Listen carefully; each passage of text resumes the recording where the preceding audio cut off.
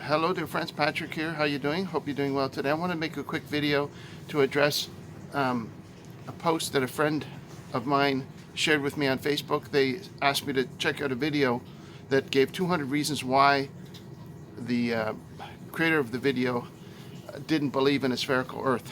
And so a lot of the reasons seem to overlap a bit and sort of a bit repetitive, but I tried to categorize them in my mind into three main areas that I had difficulty with. One was the selective emphasis on science. The author of the video said that this 8 inches per mile squared that the earth curves down is accepted science. You have to accept that as science, and that's that. Whereas this is a quadratic equation that's used to describe the characteristics of a parabola, and then that is that mathematics is actually still in flux. There's been adjustments made to that calculation of how far the horizon goes down as recently as the 2000s. So the mathematicians are still working on that particular formula, but they'll say, no, that's accepted science. If you reject that, then you're rejecting science. But that's a selective emphasis on the acceptance of science, because science tells us from the time of Isaac Newton for hundreds of years that we're in a heliocentric model, and the earth is round and it rotates, and they reject all that. But when the science suits them, they say, oh no, this is science, you have to accept it. So that to me is a little bit cherry picking, a little bit unfair, intellectually unfair to do that. The second one is a selective emphasis on perception. They will say, well, if the stars appear this way, any other reason is absurd unless the earth is flat. But if you take one example that I saw a gentleman give was, you look at a highway on a hot summer day and you can see that there's water on the highway. And if you were to follow the same method of reasoning, this selective perception, you would say, well, there has to be water on the highway. Any other reason is absurd. But we know that that's because of the heat and refraction, and it's like we call it a mirage, right? There's not really water there. And so you have that, right? They'll dismiss something just by saying, well, that's absurd because of the way it looks to me, instead of looking perhaps for a deeper reason based on atmospheric conditions, refraction, and so on and so forth. And the third one was there's a lot of repetitive examples given of how are you able to see that if the earth is round and it's so far away and it's still visible. And again, that's the 8-inch thing, and 8 inch per mile squared, which doesn't even make sense when you think about it. It's the mathematics behind it. But anyway, let's take that as a given. And the fact of the matter is that I found examples that are even further than the examples that this guy gave in the 200 example video. He said, oh, this is 30 miles away from here, or this is 60 miles away from here. How come it's still visible? Whereas I found an example online, this gentleman from Calgary who had an example that was over 300 miles away, and it was still apparently visible in the line of sight, this mountain from this distance on a clear day. You can Google how far is the horizon, and some people say, well, it's 2 miles, 3 miles, 2.8 miles. If you ask a sailor, he'll say, well, on a clear day out on the ocean, you can see 10 miles. Some people say 12 miles, and some people say farther. So this distance to the horizon is even in dispute. But let's leave that. Let's say it's supposed to be such and such a distance. I'd like you to do something as an example, if you're able to do it. And you let me know what you think. I know you're going to perhaps guffaw, and you might say, well, that's silly and that's absurd. But let's take an example. I have here a model of the Earth, right? Now, of course, it's not an exact model. Apparently, the Earth is a little wider at its belly around the equator than it is from being a perfect sphere. But be that as it may, this is a model of the Earth, right? This is what I believe that the Earth is generally shaped to be. This is supposed to be a straight edge. It's a carpenter square. It's as straight as a thing that somebody can make for measuring. And each inch on here is approximately 500 miles as the distance on this model that we're using. So this thing is about, I don't know, 5,000 miles across or something, in a relative size. But if you were to take it and use some of the examples that they gave, if I put this here on, I think one of them was Boston to Philadelphia, and I placed this on as straight, I know you're not going to be able to see this, but if I place this on, and I'll make a separate video so that hopefully you'll be able to see it, because I'm going to give you an example shortly of what I did. If I go from New York to Philadelphia on here, it looks like both points are touching. So why wouldn't you be able to see Philadelphia? The example the guy gave in the video was islands off the coast of Italy. Okay, so here's Italy, right over here. There's the boot. And if I go off the toe of Italy, let's say Palermo, out to the ocean, I mean, based on this, I should almost be able to see Tunisia. You know, you're almost reaching, I know you're not going to be able to see that because I'd have to tilt it and bring the camera really close. There's the, where's Italy? There's the boot of Italy right there, right? And you put a tangent to it, and you say, well, that's ridiculous, you know, because your measurement is inaccurate. Well, of course it's inaccurate. That's the point. There's topological differences. In fact, this globe has these little ridges on it, mountaintops, the Italian Alps you can see here, and these other ridges. And if you were to put a straight edge across them, you know, there's no reason why you shouldn't be able to see. And the one I'll make a video for you is the distance from Key West to Cuba. Because I was actually there, I stood at the southernmost point of Key West, and I looked out across the ocean, and I said, how come I can't see Cuba? It's only 90 miles away. And if I put this tangent here, right at the, whoopsie, right at the tip of, I'm gonna break my globe doing this, right at the tip of Key West, and you know, the tangent touches both Key West and Florida at the same time. Well, you say, no, there's actually nothing touching there. Well, actually, that tangent covers quite a distance. So what is that distance? What is that distance? Some people say, well, that's only 2.8 miles. That's only 3 miles, and after that, you don't see anything. Some people say, well, when you're out at sea, it's 10 miles, right? On a clear day, it's this. It doesn't, the guy that's made that video doesn't take into account topological differences, the swells of the ocean perhaps, the distance of mountains and valleys, nor does he take into account meteorological anomalies, air pressure, refraction, you know, this whole idea of a mirage, that when you look out and you see something and you can't really trust your eyes on the horizon, can you, right? Sometimes you can hardly tell where the horizon stops and the sky starts, and so on and so forth. So there's a lot of things that are selective perception within that video. I'll leave it at that. And the other thing I should mention is that it seems to be that a lot of these ideas about a non-spherical Earth go together with other topics. And I think this is common. I have a dear friend, and she believes in a flat Earth. But the thing that I notice is that a lot of other ideas go together with that. And usually it's the moon landing, because if the moon landing is not fake, then that supports a flat Earth or something like that. Or chemtrails is another one, because they're trying to poison the Earth. And so there's a number of these ideas that seem to go together. And I think what it is that it could be a psychological need, that if people have been deceived in the past, perhaps when they were very young, perhaps their parents fooled them about the reality, and that stayed with them and caused a psychological damage. And basically they're saying, I'm never going to be fooled again. You know, you fooled me once, but I'm never going to believe. And so they never believe whatever the consensus happens to be. And I think that can be a self-protective mechanism, and actually a good thing. You know, we don't want to trust the government all the time. We don't want to trust scientists all the time.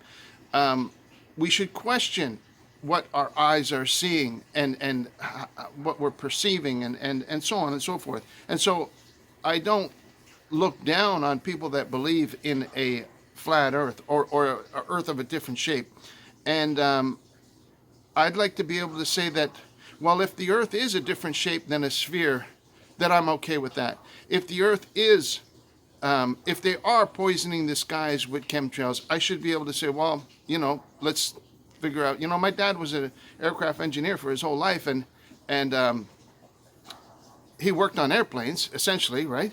As a mechanic, grease monkey, whatever you want to call it, doing different stuff on airplanes. And he never saw anything like that. Now, do they have that capability? Well, of course, we have crop dusters, right? They're able to do that. And the moon landing, we know that Stanley Kubrick made films for NASA, and they tested, and they made a stage to practice, and so on and so forth. And so, whether they did or they didn't, I don't really even want to go there, because it kind of snowballs into this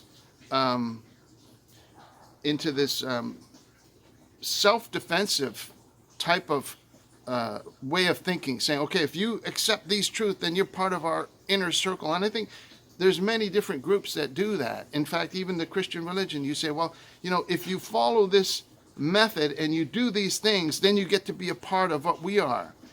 I like the good news of the gospel, because it says, people say, well, what's the good news? It says, well, God so loved the world that he gave his only begotten son, that whoever believes in him shall be saved. Whomever wants to believe in Christ. But it also says, after that, it says, for God sent his son into the world, not to judge the world, but to save the world. So it's almost like, not so much you have to opt into believing, it's already done. The good news is that it's already accomplished for you, and it's just a matter of understanding that existing truth. Now, I know I'm segueing off into a whole different category here, but I think it's important to understand how our beliefs form and how our doubts form, right? We can doubt everything. That's what René Descartes said before he started his famous essay there. He said he wanted to doubt everything possible that he could doubt. And then he finally came up with his, I think therefore I am foundational statement that he made. But anyway, I could go off track, and I could really start to go down different rabbit holes, which I don't really want to do. I stood on the southernmost point of Key West. I looked out across the ocean, and I said, how come I can't see Cuba? That's only 90 miles away. It shouldn't dip down that much. But sure enough, I couldn't see it. I couldn't see Cuba from there. But when I look on this globe and I put a tangent at Florida, it reaches to Cuba. And why is that? Well, obviously it's because of the imperfect measurement that I'm taking. That tangent is really only touching the surface of that globe at a single point. But to my eye, because of the inaccurate tools that I'm using, it looks like it covers that whole span between Florida and Cuba. It should be. You put it on Miami, and that tangent reaches almost up to I don't know, Tallahassee or Jacksonville, or halfway up the coast of Florida by the look of it. And again, because our perception is inaccurate.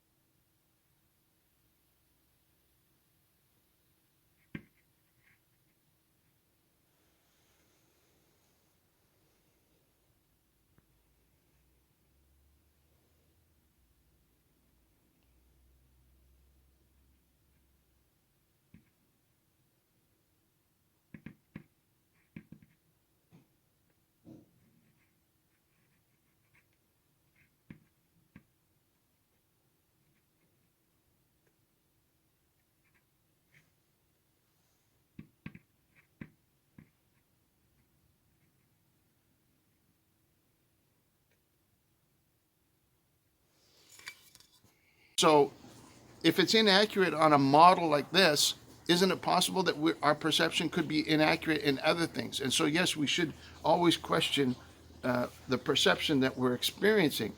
But we have to be careful that we don't fool ourselves and say, oh, well, this is absurd, but this is not absurd. This is accepted science, but that's not accepted science. I mean, you have to be intellectually honest with yourself. You have to be intellectually fair with yourself. I wish I could talk about this topic more, but I'm already going on too long. So I hope that kind of summarizes. I still believe that the Earth is a sphere, even after watching that long video of 200 reasons this guy gave. I think a lot of the reasons are kind of repetitive. And then, in fact, he reaches a point where he addresses the International Space Station. It's going around the Earth, and people say, well, it's visible to the naked eye. You can actually look up with a telescope, and you can see the International Space Station traveling in its orbit around the Earth. And people can see it from, all over the Earth, Australia and North America and so on and so forth. And the author of the video says, well, that's probably a projected hologram. So, I mean, no matter what evidence comes up, if you're able to dismiss it as saying, well, that's probably just something that's created to deceive us, then you can dismiss anything, right? So there you go. There is no end to specific points that'll come up, and there's no end of specific rebuttals that can be used. And so it is basically a fool's quest to try and disprove one side or prove the other side. Hopefully we can accept one another without this sense of one-upmanship, this sense of competitiveness, this sense of anger that arises, says, oh no, why would you say that those chemtrails are real? That really is, that's false. How can you believe that? And to get angry because the other side doesn't believe your version. I think that's a danger that we can easily fall into. And instead, we should look at it and say, okay, well, maybe you're right. Maybe the Earth is shaped like a traffic cone, or maybe it's shaped like a flat pancake. And on the other side, underneath it is, they don't really say what's underneath it if it's flat. In the old days, they would say, well, it's sitting on the back of a turtle. And then, of course, you get that famous quote where they say, well, what's under the turtle? They say, well, turtles all the way down. Just turtles all the way down. Or it could be on the back of an elephant, or it's on pillars, or Atlas is holding it up, and so on and so forth. And so I'm comfortable with the Earth being a sphere, but at the same time, for those that think it's not a sphere, I say, well, that's okay. That's totally fine. If it helps protect that person's psyche, if it helps give them strength to face the world, I don't see anything wrong with that. And I don't really want to fight against it. This was a bit of a diversion because I happened to see this picture. Somebody had said, oh, this is from the James Webb Telescope. It wasn't from the James Webb Telescope. It was from Google Earth or some composite. And I decided to post it on my Facebook. And I didn't realize that I had touched a nerve that a lot of people commented on. I said, oh, this, that, and the other thing. And so it is a popular topic. So it's something to be aware of. And I hope that people are able to cooperate and get to the truth, because we all are trying to find the same thing. We all are searching for truth. That's what we value more than anything. And again, that's why Christ said, I am the way, the truth, and the life. And he will guide us into all truth. The Holy Spirit will guide us into all truth. We're given that promise. And so if we trust God, that he's in control of everything, and he will help us learn.